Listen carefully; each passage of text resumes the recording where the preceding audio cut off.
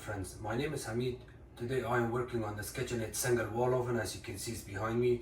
The customer's complaint is that this oven does not maintain its temperature, it's not heating properly, or sometimes it takes too long to maintain its temperature.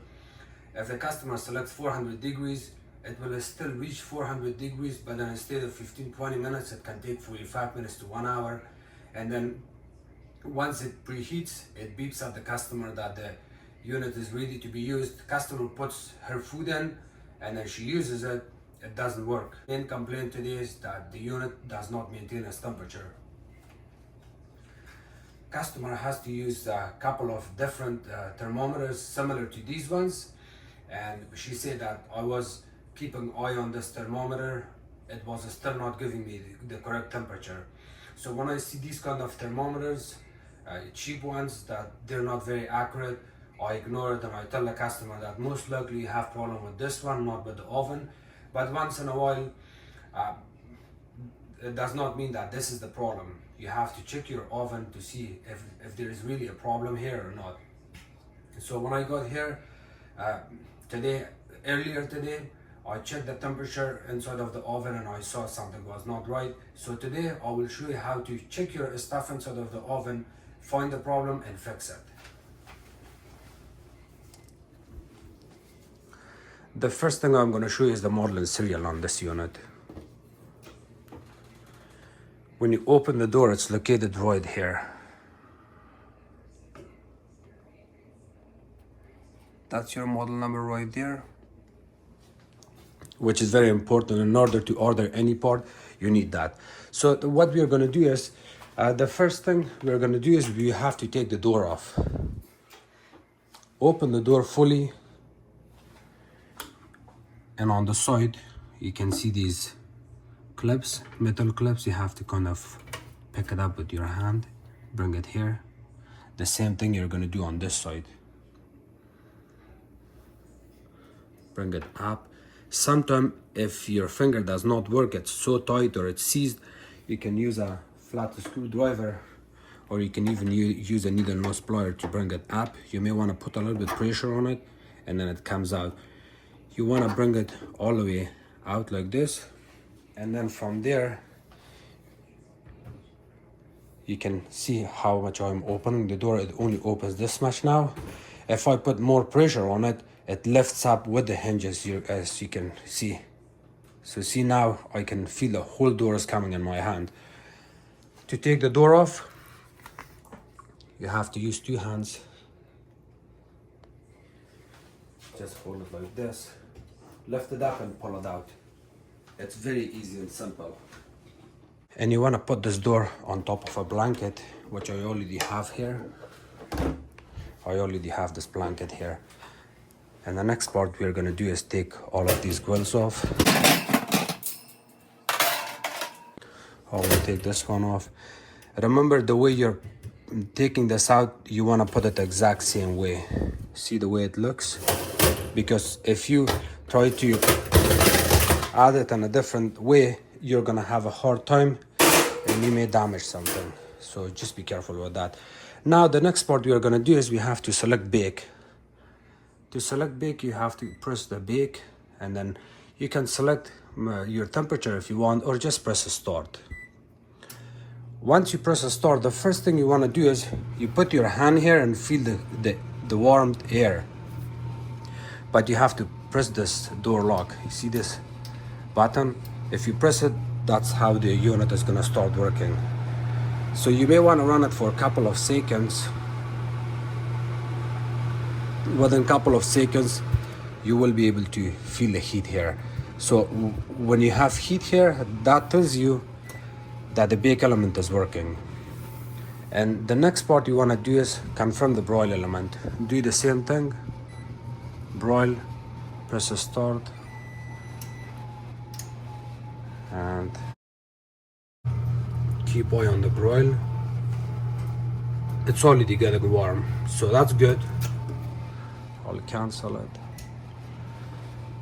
The next part we are going to do is we have to check our convection element.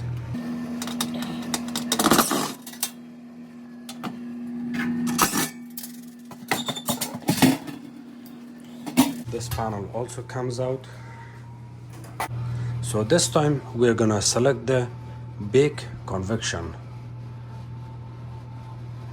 See that? Yes. Okay, so convection, press start. And now you're gonna hold the switch again. Within a couple of seconds you should feel this convection element getting warm or hot. I'm gonna keep my hand here.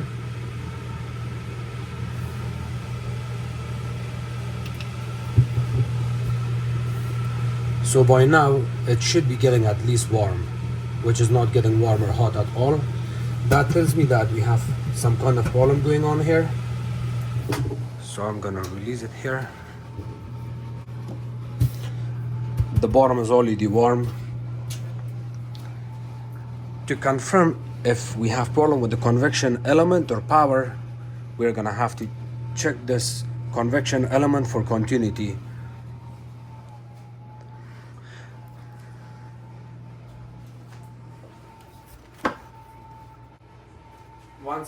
Once again, I will also explain it to you that if the convection element goes bad, why the oven is gonna stop maintaining its temperature. Because when you select the bake, for example, you select 350, the bake element comes on for a couple of seconds, and then it switches to convection element.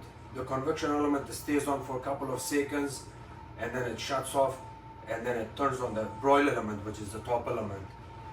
So it does the same thing again and again until it maintains its temperature. So the convection element and broil element is kind of helping the bake element to maintain its temperature faster.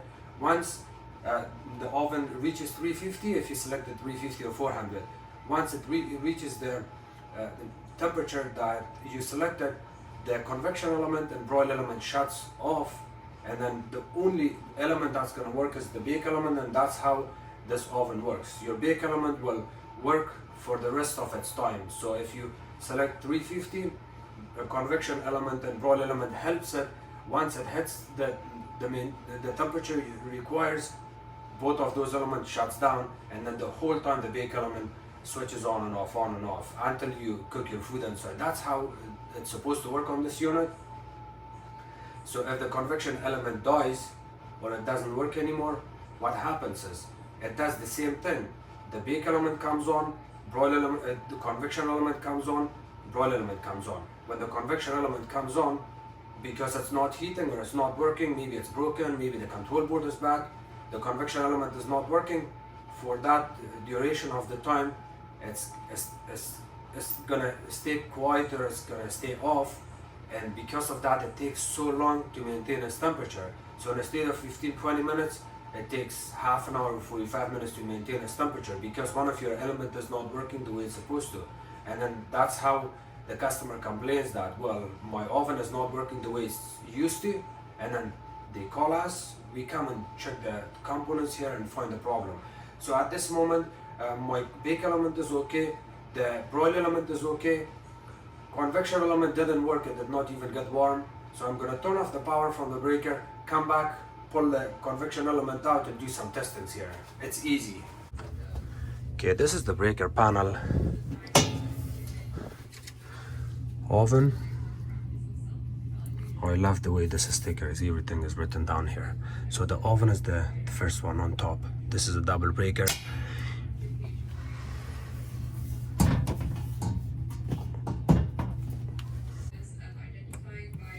Remember one last note before I start working on the oven.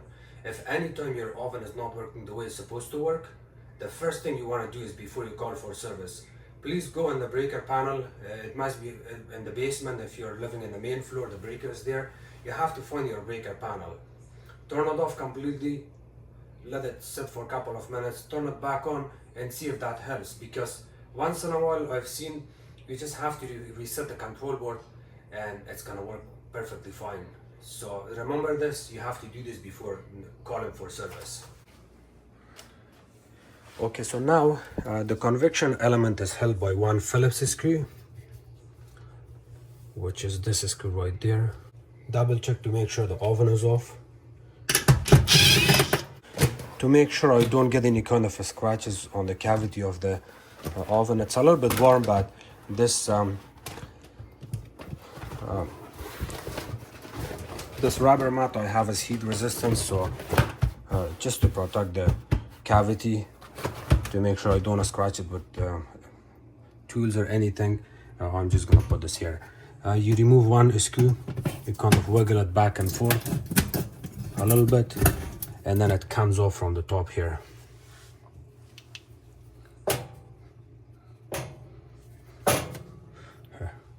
It comes off from here, and then now what we're going to do is we have to check this convection element for continuity. To check it for continuity, we're gonna check between these two pins. This is the convection element pins, but before you check that, you have to disconnect one of the wires, so that way you will have a correct proper reading here. There, I'm gonna turn it on and select AC, and this is the AC voltage. I'm gonna check it for continuity with the beep. I have this beep on with continuity resistance. The probes, you want to touch it to each other to make sure it makes a little bit of beep noise. That tells you that your probes are working. It's very important, always check your probes first. If it's not making noise, then you may want to check your meter or connect them properly at the bottom, and then after that you can check for continuity. I have good continuity here. Okay, so the next part we are going to do is I have to go back, turn on the power, and then come this time I'm going to select voltage. I have selected voltage here, and I'm going to run the convection element while it's outside like this. Double check to make sure this wire is not touching the cavity, this wire is not touching anything. The element is not coming on anyways, but still, just to be on the safe side, keep your meter a little bit far, because just in case if it comes on by turning it off and on, it may burn your leads, so you don't want that. You don't want to take a chance on it. I'm gonna go quickly turn on the power and come back. Okay, so the oven is on. You can see I'm gonna select convection bake or convection broil this time maybe, and then turn it on. When you turn it on, you have to put both of your leads on those terminals or pins and then check for voltage. I should get 220 volts to 240 volts just by touching it like this. See, my meter is showing 0. And also you have to press your switch on the oven, so it really works. See, my convection element is still not coming on. I'm going to remove this. See, it's not coming on. So let's try something else now. The next part I'm going to do is I will actually, so this confirms that we have problem with the control board, which is this part. The part number is W11179310. This goes $300 to $400 part. So before I replace that, let me show you how to reset the control board to see if that works. I did not even try it when I was here on the first visit, but we're gonna try it because I'm making this video. So in order to go through diagnostic, you have to press the cancel start, like 1, 2, 3. So 1, 1, 2. Now it shows here the temperature of the oven, and after this tells you that the unit is in diagnostic mode. The first thing you want to do is, let me turn off my light here. The first thing we want to do is we want to check our temperature sensor. You see this little small probe here? This is our temperature sensor. To confirm if the temperature sensor is working or not, You need to use a cigarette lighter there. I do not have a cigarette lighter, but I'm going to use this matches and a candle. I have a candle. Customer didn't have the cigarette lighter.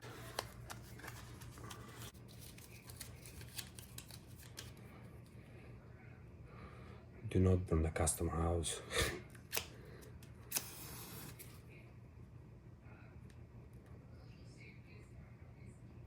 Okay.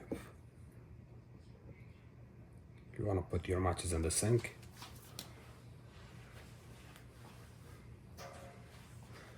Okay, the candle is on. Now I'm gonna hold this candle at the bottom of the sensor, where the sensor is. You see the temperature sensor, and we are gonna keep eye on the display. So here, hold it there. The temperature should climb up very fast.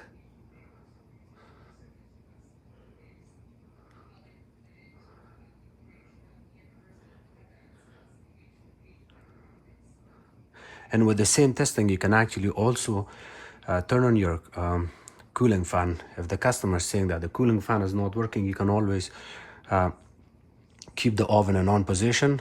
Just turn it on with the power is on. Do not select anything. Hold your hand, your candle, or a lighter from your or a lighter by the sensor. The moment it reaches 250 degrees, the cooling fan is gonna kick in. So that tells me that your temperature sensor is also working. It reached, so if you hold the candle and the temperature really keeps going higher and higher, that tells you that the unit is, the cooling fan is working. I mean the temperature sensor is working. You wanna remember the oven is in on position when you're doing this. Okay, so cancel again. Let's go back on diagnostic, and then error code. We do not have any error code here. Cavity size. Let me see.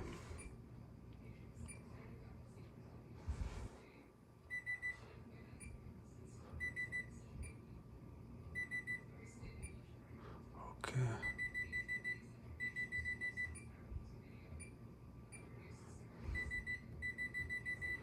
Okay, so I'm sorry, on this model, you do not have the option of resetting the control board. Otherwise, on other option, on other units, you press these, it goes through diagnostic, and then from there, by pressing number 3 and 6, it goes through the diagnostic. But in this model, we don't have anything, so. Okay, let's ignore this now. So we did not get any power. I'm gonna turn off the power again. All of these testing showed that the control board is not good anymore, and we are gonna have to replace it, and I'll teach you how to replace this control board. How's it going? Good so far. Excellent. Thank you. In order to replace the control board, we have to pull the whole unit out. You can leave everything the way it is. You're gonna open one screw from here. It's a Phillips screw. Another Phillips screw from this side. You can pull the oven halfway out and work on it like that. Or you can just add a table or something underneath it, and then it's gonna work. So since this table is movable, I will ask the customer if it's okay with him. I can put this table at the bottom of the oven, pull it out a little bit, and then work on it from there. Having a party, I should try and prepare something. So I'm gonna show you from here. See, you do not have to pull the oven completely out to do this job. If you have a table or a platform, it's more easier and convenient. Otherwise, you don't have to. I have a special platform made for double wall ovens, but single wall ovens, it's not even that heavy. See how light it is?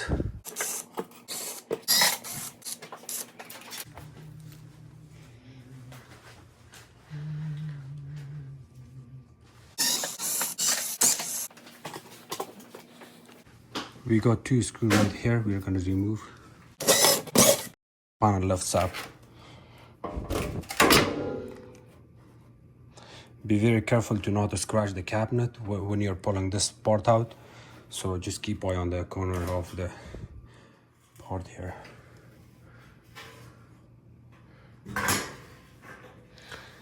The control board is right here.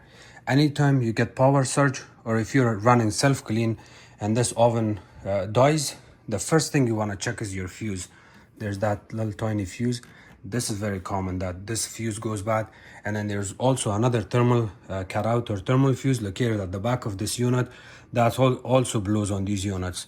So today, this is the board and nothing really looks abnormal here. Everything seems okay, but we still got problem. To remove the control board, we have two screws. One is here, Phillips screw. Another one is here. We're going to remove these two. You remove the screws, you kind of push it this way, and the control board comes out. To make your job easier, disconnect your display board cable. This one, you press on this tiny tab, this one. At left side, you pull it out. Do not pull it out from the wires. Otherwise, you pull out the wire and you're going to have a bigger issue here. Remember, whatever you disconnect, you have to put those back in. One, I disconnected. The second one. Third one. Or these two.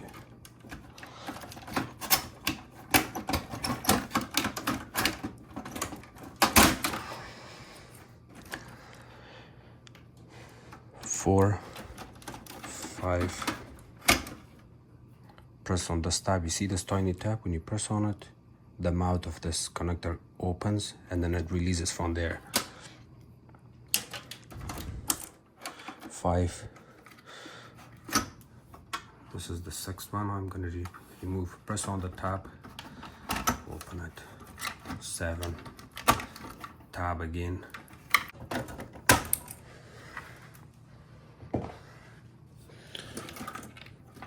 This connector, this one, right there. Press on the tab, open it. At this moment, the control board is completely out. See the way it looks. This plastic being here tells me that the control board was open one time, because the original tape, this cardboard tape, as the original, it's supposed to be that, not this one. If this is the one, then that means that the control board was open one time. Hopefully it's not a used one, but you can always check. Look, the new control board looks a little bit different. You can see I got lots of relays here.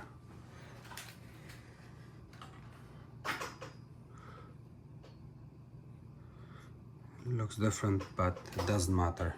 If it looks the same, if it has a little bit of difference on the relays, you can just install it. You should be fine.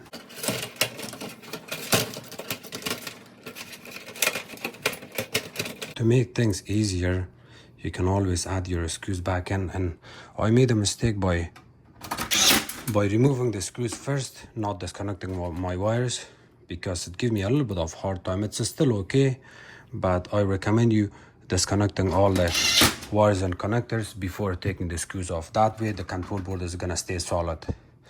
So sorry, my mistake, but it's better to watch my video before you start the work, because if you don't, then you're gonna face these kind of issues.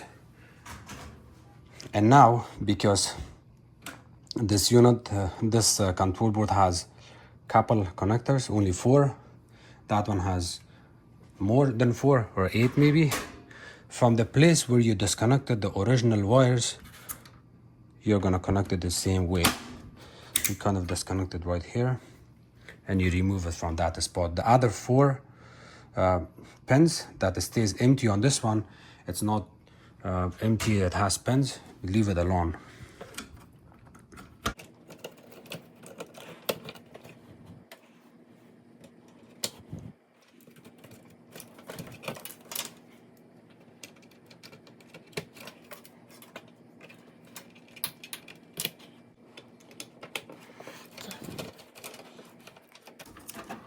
Double check your wires and everything. You do not have to add your screws back in, but at least cover it up just to be safe. Okay, so I put everything back together, screws everything, the paneling, everything, and I turn on the oven and the power is on. And now what I'm going to do is to confirm if the convection element is working or not. I'm going to go through diagnostic, press cancel, cancel or start. You can test your components from these buttons and these buttons. So in order to turn on the convection element, I'm going to press on this convection bake here, this one, and we are gonna see if the convection element comes on or not.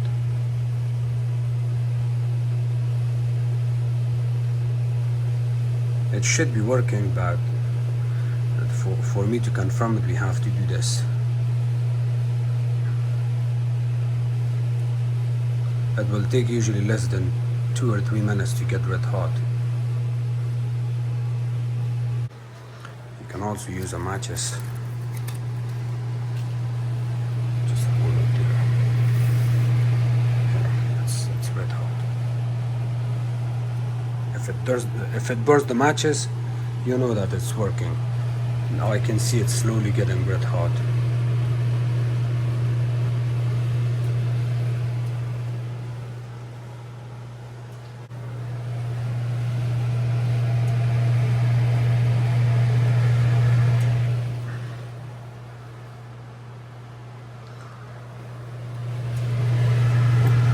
See, it's working perfectly fine. It's beautiful red hot.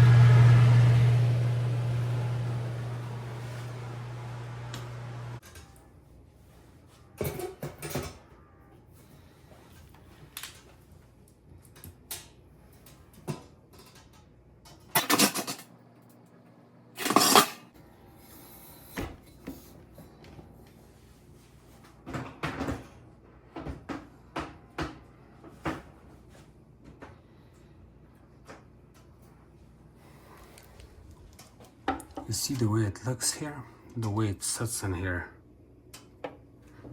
Just gonna pull it out a little bit so you can see.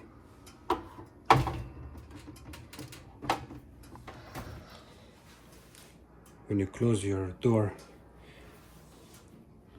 close these clips.